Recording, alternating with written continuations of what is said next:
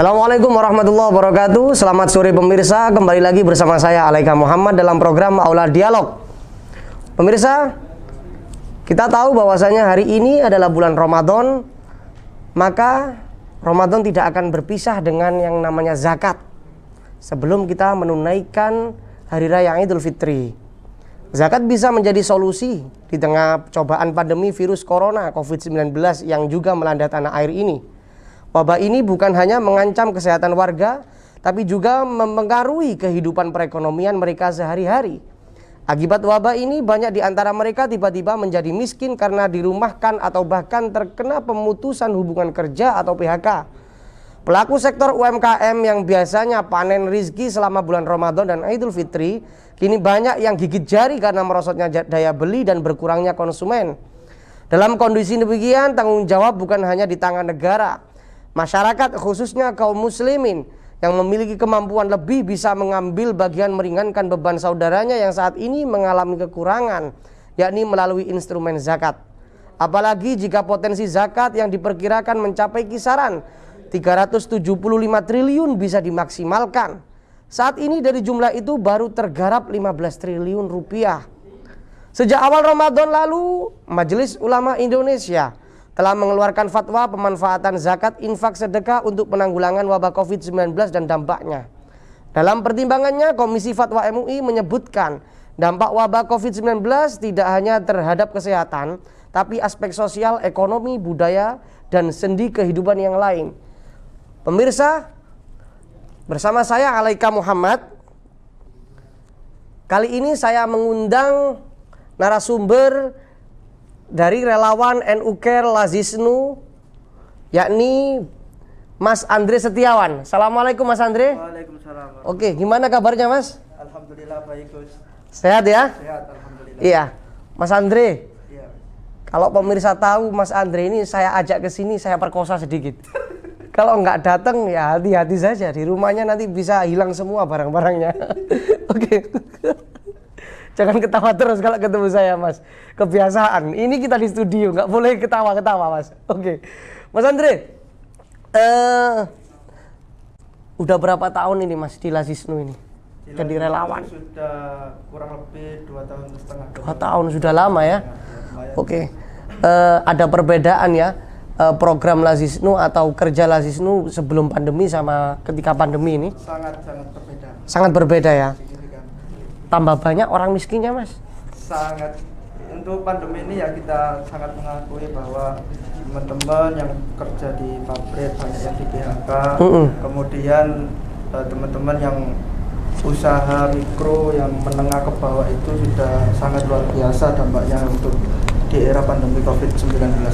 Iya, akhirnya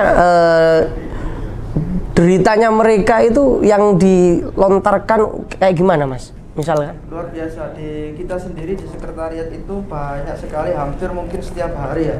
Itu banyak orang, kita juga nggak tahu siapa, du'afa, Ibnu Sabil, Fakir Miskin, semuanya itu banyak yang mengajukan permohonan untuk dapat bantuan.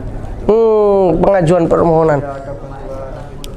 Jadi ya macam-macam, ada yang minta bantuan modal usaha, ada yang minta bantuan langsung tunai, ada yang minta bantuan macam-macam terkait dengan pertanian dan lain sebagainya. Itu banyak sekali yang kita hadapi.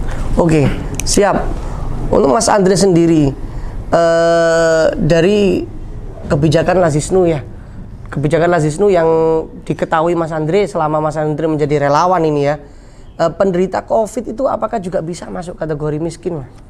Kita melihat dulu ya, artinya banyak orang yang juga ada yang miskin, ada yang memang mampu. Artinya orang-orang yang ekonominya menengah ke atas, kemudian mereka kena pandemi COVID ya, tentu tidak kita kategorikan sebagai orang yang miskin atau yang fakir ya. Jadi tetapi kemudian orang yang tidak punya atau orang yang fakir miskin, wes fakir wes miskin kemudian kena pandemi, kena apa namanya social distancing, di isolasi di rumah sakit lah. Itu menjadi perhatian kita di Lazisnu. Oh gitu, sehingga itu bentuk perhatiannya seperti apa Mas Andre? Bentuk perhatiannya macam-macam. Misalnya orang itu menjadi apa jualan ya kita bantu untuk modal usahanya, kita berikan gerobak, kita bantu untuk modal usahanya. Jika memang sudah duafa, sudah apa namanya, sudah nggak punya siapa-siapa, ada orang yang tua yang itu bisa jadi bentuk itu seperti apa, bantuan langsung tunai, santunan gitu ya. Langsung tunai ada. Oke, siap. Itu hanya setiap momen saja atau berkala gitu setiap bulan, Mas?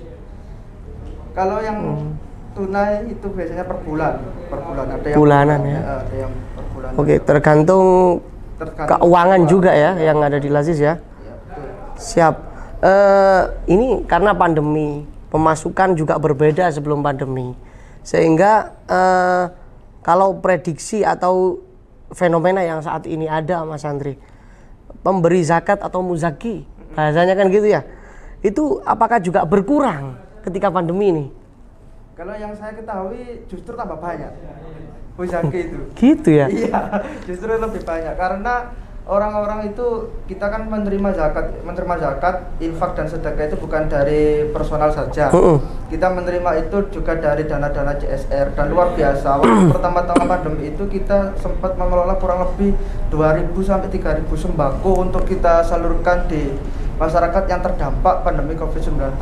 Tentunya beberapa ada yang kerjasama sih, seperti ada kita kemarin sama Gojek, itu juga sangat luar biasa bentuknya. Itu ketika pandemi 2.000 sampai 3.000, berarti lebih banyak daripada sebelum pandemi ya? Justru lebih banyak kan ini. Istimewa sekali pemirsa. Kalau mau zakat di NU Care Lazisnu saja ya, bisa melalui tingkatan kecamatan, bisa kecamatan sampai ranting, sampai desa, kecamatan, kemudian kabupaten atau kota Jawa Timur sampai pusat Jakarta, kita ada semuanya. Oke, itu terserah ngasihkan kemana ya? Kemana saja. Baik itu zakat. Sudah menjadi legalitas sebagai amil syar'i. Oh gitu ya? Sudah diakui ya sama pemerintah. Oke, berarti nggak apa ya? Nggak khawatir, nggak tipu-tipu lah ya? Nggak tipu-tipu. Pokoknya kalau daerahnya ada plang NU Care Lazisnu, langsung saja infak di situ, sedekah di situ. Insya Allah nggak tipu-tipu gitu ya. Apalagi pandemi ternyata banyak yang percaya sama. Karena begini, kalau kita lihat dari mungkin orang di waktu pandemi itu atau lembaga di waktu pandemi mungkin lebih membatasi kegiatannya. Tapi kalau NU Care Lazisnu mulai dari pandemi Maret 2020 itu kan sampai sekarang masih aktif dan selalu tidak ada libur. Pokoknya menjadi relawan tahan banting. Oke, kayaknya Mas Andre ini pakai jamu kuat biar nggak loyo. Gitu Mas ya. Oke, siap. Ternyata banyak, saya juga kaget. Loh, tambah semakin banyak. Terus yang boleh memberikan zakat, yang berkewajiban memberikan zakat atau yang berhak menerima zakat, bahkan yang berhak menerima infak atau sedekah itu bagaimana kriterianya atau golongannya apa saja gitu Mas? Kalau yang mengeluarkan zakat kan jelas kita mengenal zakat fitrah, kemudian ada yang mengenal zakat mal. Kalau zakat mal kan harus satu nisab ya. Kalau fitrah ya ini nanti kita waktu Ramadan ini gencar-gencarnya kita harus bekerja untuk melayani umat dalam penghimpunan zakat itu. Iya. Kemudian yang penerima zakat itu ya sudah diatur di dalam Al-Quran bahwa penerima zakat itu harus 8 asnaf. Ya, fakir, miskin, ibnu sabil, kemudian orang-orang yang berjuang di jalan Allah dan lain sebagainya.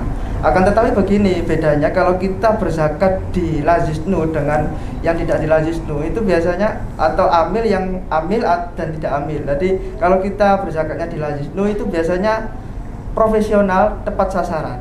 Artinya orang memberikan zakat uangnya, zakat malnya itu tidak langsung kita berikan cash kepada mustahiknya, tidak langsung cash. Tapi kita wujudkan kebutuhanmu apa gitu.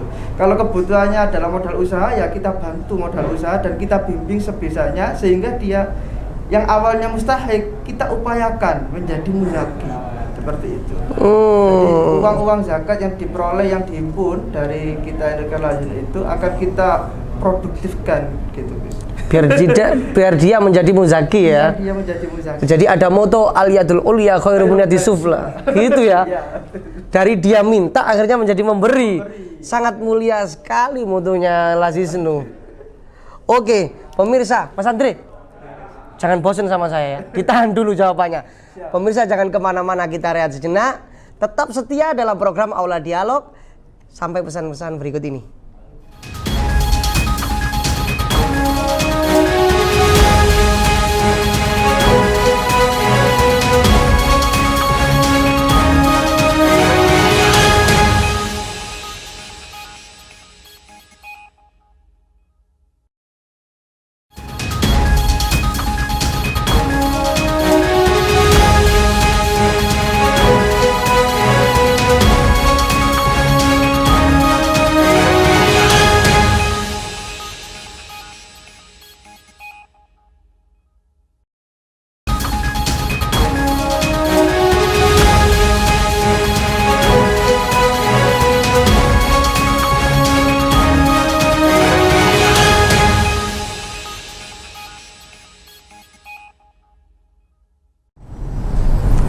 Ya pemirsa yang ada di rumah, baik dimanapun Anda berada, terima kasih telah setia bersama kami dalam channel AMTV di program Aula Dialog.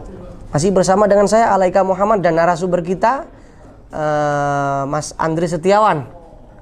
Masih semangat Mas ya? Semangat jadi amil ya? Semangat 86. Mas, amil itu kan dapat zakat juga itu Mas? Iya. Iya kan? Iya, berarti selalu jadi mustahik setia, bukan jadi muzaki ini.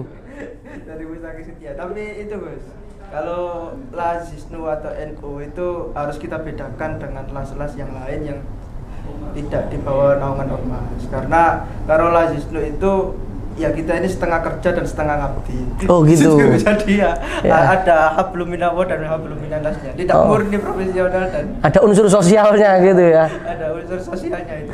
Setengah-setengah ikhlas gitu. Juga. Enggak. Oh, kalau setengah-setengah ikhlas nanti tak ajukan gajinya disetengahkan aja punyanya Mas Andri ini. Jadi kita luar biasa, tidak melulu kemudian kita profesional harus seperti las-las yang lain. Kita banyak relawan kita mulai dari mahasiswa, teman-teman yang lain yang siap gotong royong untuk kemaslahatan umat. Oke, baik. Ini di segmen selanjutnya ini segmen kedua ya.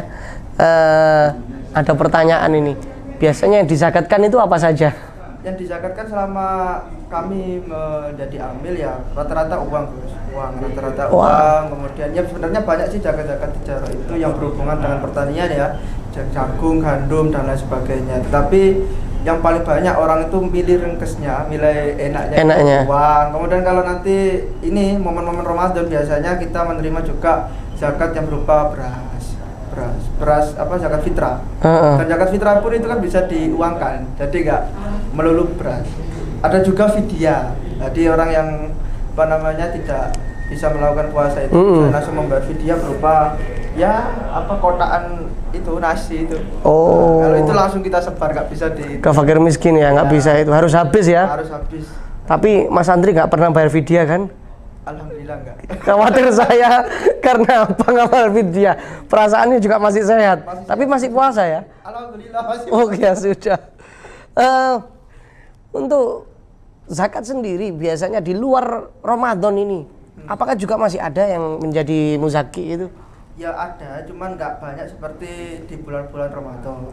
Ya ada tetap. Jadi orang itu kan yang namanya zakat mal. Oh iya, saya sudah satu nisab. Biasanya banyak sekali orang yang menjadi sudah muzaki tetap itu ya bulan Maret atau bulan April itu sudah rutin membayar zakat malnya, tetapi tidak sebanyak di bulan Ramadan. Oke, siap. Waktu yang tepat ini untuk mengeluarkan zakat pada saat pandemi apalagi Ramadan kayak gini. Kita kalau sesuai dengan fatwa MUI kemudian surat edaran dari Kementerian Agama, alangkah lebih baiknya kita mengeluarkan zakat ini di era Ramadan, apalagi kita sedang menghadapi pandemi Covid, agar lebih awal, guys. Lebih awal maksudnya ya, biasanya orang kan malam-malam takbiran gitu guys ya. Mengeluarkannya. Kalau bisa ya jangan di malam takbiran, atau ya bisa lebih awal pokoknya. Kayaknya Anda nggak mau kerja di malam takbiran. Tidak seperti itu. Gimana? Karena kalau di awal itu kita sebagai amal juga enak. Semakin banyak donasi atau zakat yang terkumpul sebelum hari raya itu gampang juga kita sasarannya tepat gitu loh, Gus. Jadi kita cari orang fakir miskin itu enak, jadi langsung kita bisa berikan. Nah, kalau malam takbiran gimana? Nggak tepat gitu? Kalau malam takbiran ya banyaknya pulang. Oh, banyak yang pulang. Ya, ada aja. Terus akhirnya nggak tepat sasaran gitu. Saya pulangnya cuma 2 hari, Gus, biasanya. Oke. Tapi kalau zakat fitrah harus habis ya itu, Mas ya? Zakat fitrah ya biasanya. Oh. Jadi mending kalau di masa pandemi ini awal-awal kayak gini agar lebih membantu ketika pada masa puasa kayak gini gitu ya.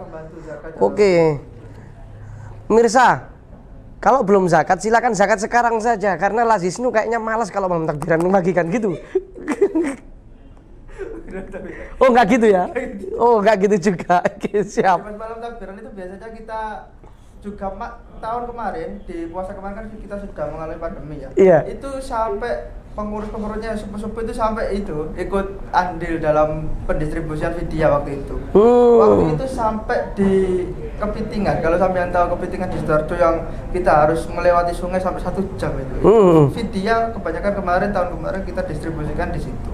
Jadi jangan khawatir untuk berzakat di kita karena insya Allah tepat sasaran. Insya Allah tepat sasaran kepada orang-orang yang betul-betul membutuhkan. Tetap bekerja, tetap ngelembur walaupun malam takbiran ya. Malam takbiran. Malam takbiran sambil bagi-bagi vidya dan zakat. Terawihnya nomor 2 ya, Ustaz. Terawihnya nomor 2. Malam takbiran ada terawih? Oh nggak ada, siap. Terus untuk penambahan kriteria penerima zakat saat pandemi ini, apakah ada? Penambahan kriteria, intinya kalau kriteria ya tetap ya 8 asnaf, akan tetapi itu kita prioritaskan dalam pandemi COVID ini untuk mendistribusikan zakat itu kepada orang-orang yang terdampak. Seperti insya Allah nanti kita juga akan ada program untuk bagi-bagi 5.000 sembako untuk orang-orang yang terdampak COVID-19, terutama di terminal-terminal itu, pengurus-pengurus terminal yang transportasi. Siap. Nanti insya Allah kerjasamanya dengan Menhub, Menteri Perhubungan. Oh, dari Lazis sendiri kriteria miskin itu kayak gimana? Miskin kayak gimana ya? Miskin itu ya orang yang tidak mampu, misalnya kurang memenuhi kebutuhannya. Dia rumah tangga, kemudian anaknya 5, terus dia penghasilannya cuma 1 bulan misalnya 1 juta, lah itu dikategorikan dia kurang mampu untuk mencukupi kebutuhannya. Siap, pokoknya di bawah UMR miskin. Ya enggak Enggak juga. Kita lihat rumahnya, asesmen itu ketat. Oke, jadi ada surveinya dulu ya. Ada surveinya. Siap, sangat akurat sekali, benar-benar terpercaya ternyata Lazis itu. Tak kira tadi juga nggak mau bekerja di malam takbiran, ternyata sangat selektif sekali. Terus peran panitia zakat dalam mengatur pembagian zakat bagi mereka, mungkin bisa diceritakan ke pemirsa bagaimana sih prosedurnya gitu. Panitia ya? Iya. Ini amil maksudnya. Amil ya. Ya, jangan panitia ya, amil saja ya. Saya ganti saja. Oke, amil. Oke, sudah. Peran amil.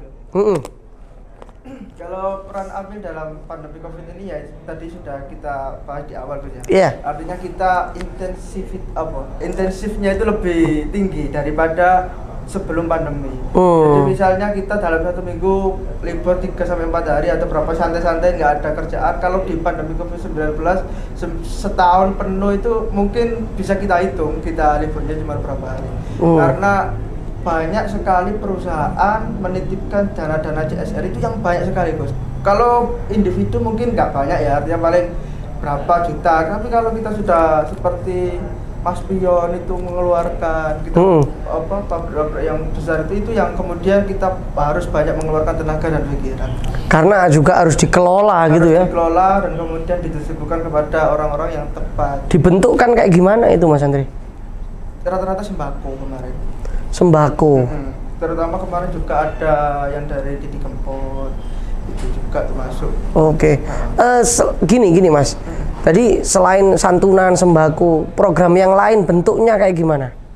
Pemberdayaan ekonomi ada. Jadi kita mempunyai 5 pilar dalam pendistribusian dana ZIS. Siap. Yang pertama adalah kesehatan. Yang kedua adalah ekonomi, pendidikan, bencana alam, dan sosial dan dakwah.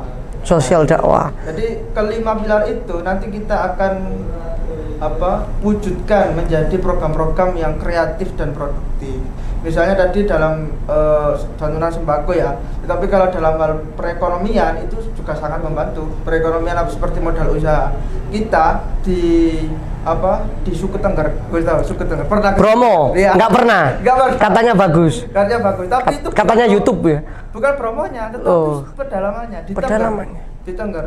Di situ kita menemukan kurang lebih 10 ustadz yang berjuang untuk menyiarkan agama Islam.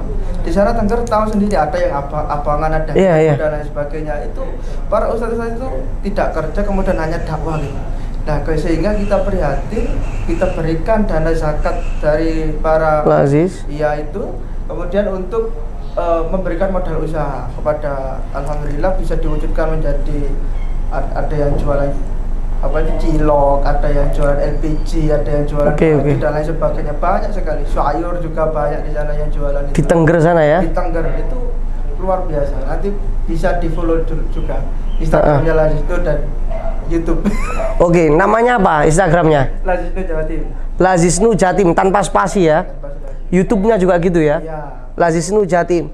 Pemirsa bisa diketik @Lazisnu Jatim atau Lazisnu Jatim di channel YouTube-nya ya. Iya, biar tahu barangkali karena lihat gitu dapat hidayah menarik, akhirnya zakatnya ditaruh di situ. Di Suku Tengger sudah ada Google Map. Di Suku Tengger sih nggak ada. Nggak ada. Tapi kita sudah mendokumentasikan itu sangat luar biasa. Insya Allah nanti kita akan upload di bulan Ramadan ini 1 hari one day one du'afa. Nanti bisa dilihat semuanya. Oke. Siap, one day one du'afa. Sangat keren sekali. Lazisnu sangat keren sekali. Oke, saya sekarang mulai tertarik dengan Lazisnu. Karena tadi itu Suku Tengger yang nggak ada di Google Map bisa disamperin. Kayaknya pakai paranormal kayaknya. Enggak juga. Pakai ilmu kebatinan. Oh, pakai ilmu kebatinan, siap. Oke, seperti korban PHK. Iya. Juga termasuk ya. Korban PHK termasuk juga. Tapi ya itu tadi Gus, kita lihat dulu dia kebutuhannya apa. Misalnya dia di PHK, tapi dia masih punya pekerjaan, masih punya sampingannya. Tidak termasuk juga dalam kategori orang yang berhak menerima. Tapi jika memang dia cuman itu satu-satunya pekerjaan, kemudian di PHK misalnya, itu yang kemudian menjadi perhatian kita. Tadi menarik tadi yang ada 5 pilar tadi ya, yang pendidik, yang kesehatan itu kayak gimana, kayak BPJS gitu? Enggak, jadi kesehatan itu contohnya kemarin ada kita juga contohnya di Jawa Timur ya, kita mengadakan bakti sosial untuk operasi katarak. Oh, siap. Dalam kesehatan.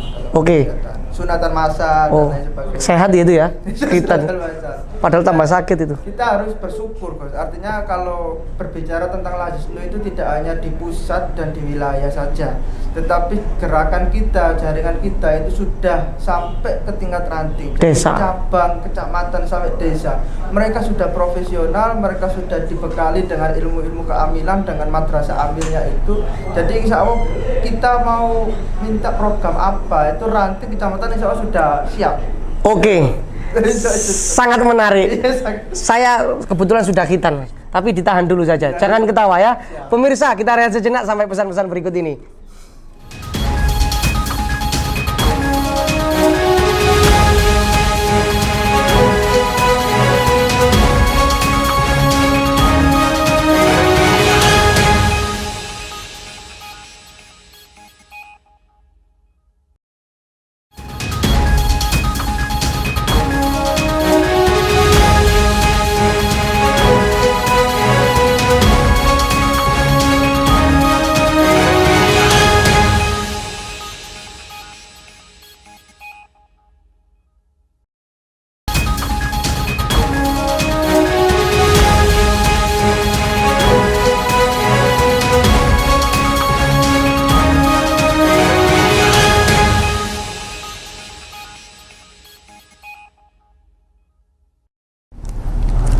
Pemirsa, terima kasih masih tetap setia bersama kami dalam program Aula Dialog. Saya Alaika Muhammad masih bersama narasumber kita yang sangat suheri, suka heboh sendiri. Mas Andre. Oke, Mas Andre. Beliau adalah superhero-nya Lazisnu. Bisa ke Tengger pakai ilmu kebatinan meskipun nggak ada Nogosukmo diganti, meskipun nggak ada itunya ya Mas ya. Nggak ada Google Map-nya. Mas, ini yang menarik ini tadi pandemi masih banyak muzaki. Berarti zakat malnya tambah banyak ya? Zakat malnya ya kalau dihitung itu ya tambah banyak, Gus. Artinya ya muzakinya itu tadi itu loh, apa perusahaan-perusahaan besar yang kemudian memberikan dana CSR-nya berupa Itu akadnya zakat mal. iya ya kan kemudian untuk pandemi Covid gitu. Oh. Oke. Jadi perbedaannya 11-12 ketika sebelum pandemi atau melejit. Jadi gini, Berapa persen? Dimanapun pasti ketika Ramadan, pandemi atau tidak pasti melejit pendapatan di waktu bulan Ramadan. Berapa persen? Ya hampir lebih dari 50 kali guys. Lebih dari 50. Lebih dari 50. Benar-benar nego sukmo pemirsa. Oke. 50. Terus ini tadi melejit. Apalagi hari ini pemerintah juga ada pembatasan mudik ya. Ada larangan mudik. Apakah nanti prediksinya Lazisnu akan mempengaruhi banyak orang yang membayar zakat mal atau fitrah gitu? Kalau zakat mempengaruhi atau tidak saya belum melihat ya ini di ini apa di Ramadan tahun ini. Ya mungkin bisa jadi itu juga seperti tahun yang lalu, banyak kemudian orang-orang yang peduli dengan larangan mudik ini, sehingga kan dulu itu ada Gus, jadi di salah satu kampus di Surabaya itu ada mahasiswa, kemudian orang-orang yang rantau itu tidak bisa merantau, lah itu kita berikan, untuk itu kita bantu juga. Jadi bukan hanya pemerintah tetapi kita sebagai organisasi sosial keagamaan juga ikut serta dalam menyukseskan untuk memutus rantai pandemi COVID-19 itu. Kita kasih makan untuk yang di kos-kos itu, Siap. memberikan sembako untuk biaya hidup dan lain sebagainya. Siap. Oke. Ya, jadi memang benar-benar itu ya. Apa namanya? Ya jelas serius ini dari tadi serius saya ini.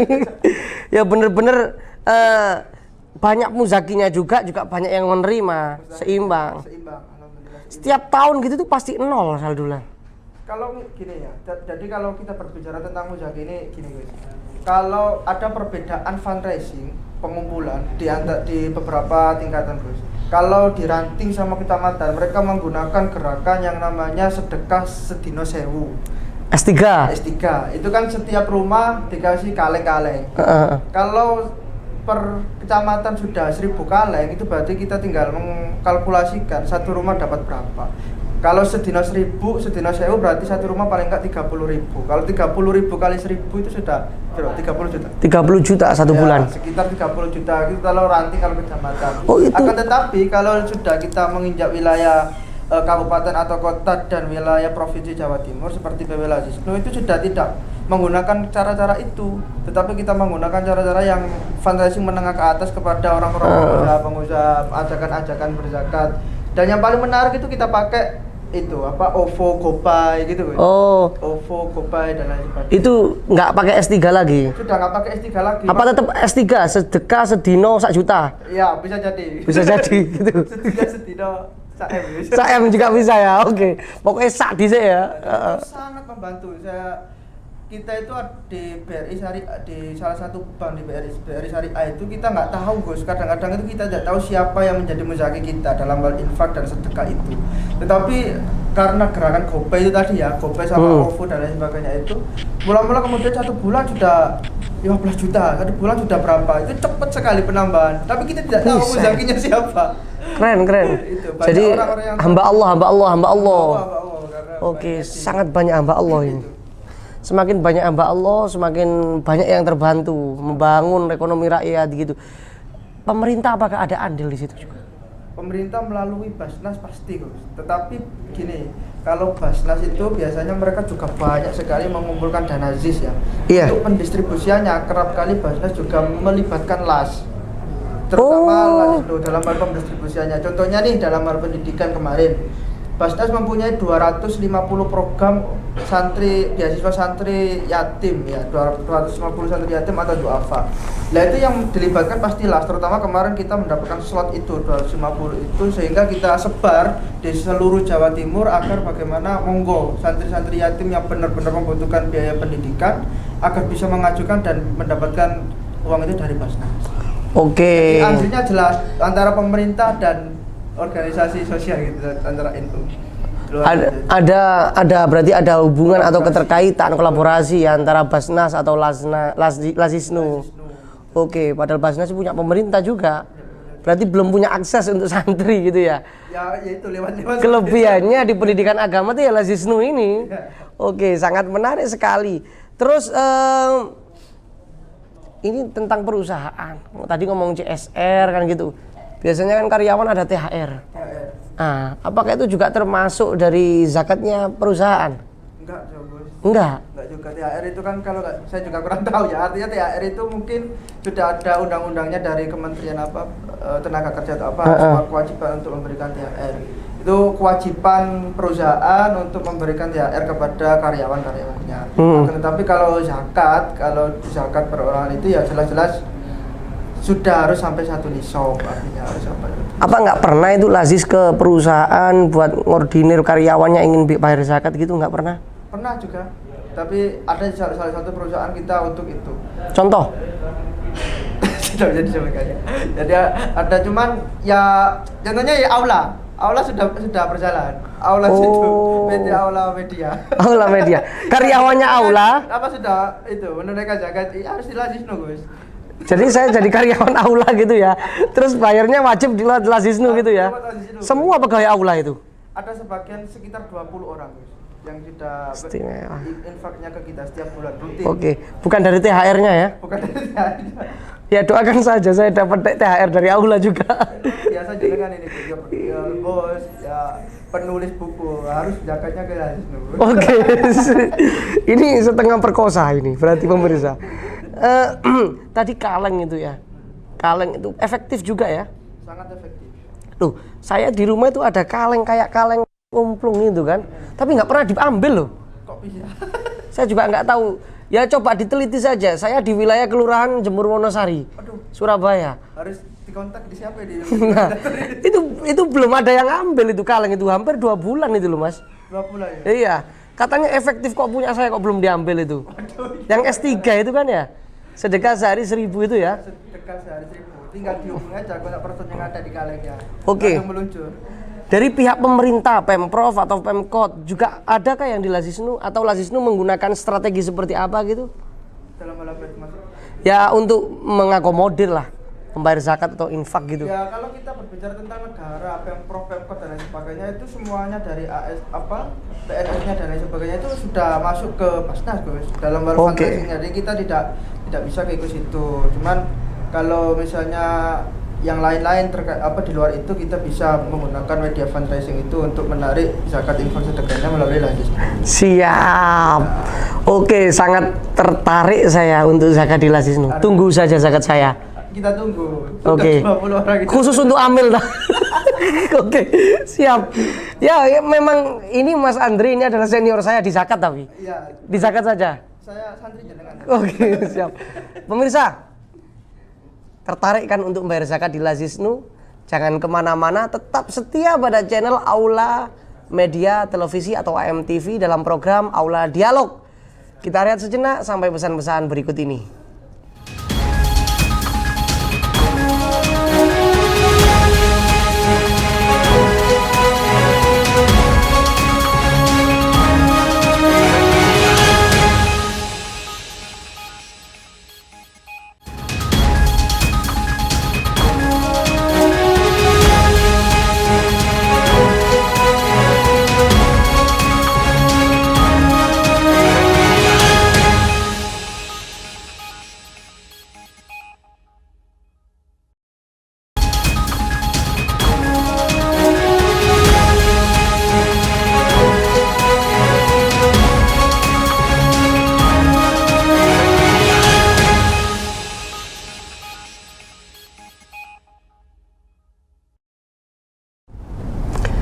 Ya pemirsa, kembali lagi dalam program Aula Dialog, tetap di channel AMTV bersama saya Alaika Muhammad dan narasumber kita Mas Andri Setiawan.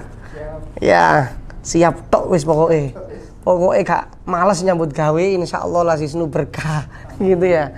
Oke, Mas Andri, di segmen terakhir ini saya ingin Mas Andri bisa memberikan closing statement tentang zakat kan gitu. Saya lihat di banner-banner itu Ramadan 1442 Hijriah bangkit bersama. Bangkit bersama. Iya. Itu kayak gimana, Mas? Iya.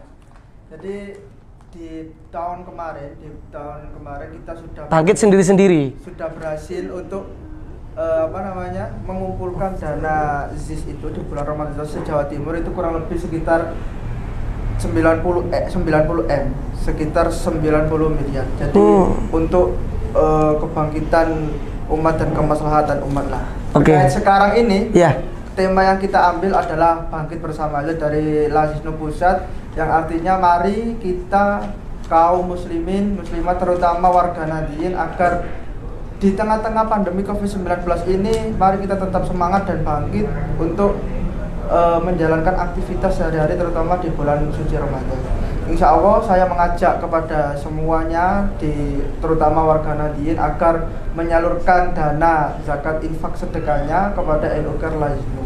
Itu sudah berada dimulai dari ranting kecamatan, itu sudah ada semuanya pengurus Lazisnunya. Jadi wong NU zakatnya NU. Jangan sampai kemarin ada isu yang kemudian kotak-kotak amal yang berada di musola, di masjid dan lain sebagainya yang tidak jelas. Ini ormas apa? Tidak jelas. Itu banyak yang digunakan untuk, kemarin gue tahu ya, digunakan untuk mendanai terorisme. Jangan sampai panjenengan mengeluarkan zakat kemudian disalahgunakan untuk merongrong NKRI. Jangan sampai. Maka pilih dan monggo masyarakat NU, warga NU agar menunaikan zakatnya kepada NU Lazisnu di semua tingkatan. Monggo. Insya amanah, profesional dan akuntabel. Siap, sangat keren sekali. Saya kira ya cengengesan gitu, ternyata di dalam studio sangat istimewa, sangat berwibawa sekali. Itulah tadi pemirsa, cobalah zakat. Iya Mas Andri, sebelum ini terakhir ya, sudah berapa sekarang yang terkumpul zakatnya? Saya kurang tahu, belum diri di sini sama bendara, saya kurang tahu. Kurang tahu ya. Kalau sudah tahu bisa disampaikan kepada kita. Nanti, insya Allah pas hari raya akan kita rilis itu. Saya sabilillah loh Mas. Sabilillah. Iya. Di jalan siapa? Jalan istri. Oke, siap. Ya, Mas Andre, terima kasih banyak. Mohon maaf kalau ada kekurangan, ada salah. Saya nggak bisa memberikan apa-apa, nggak bisa memberikan minum karena puasa. Ini kosong ini Mas, loh. Kosong ya. Kalau ini ada full sirat gini aja udah. Oke, ya pemirsa, terima kasih. Itulah tadi program Aula Dialog di sore ini.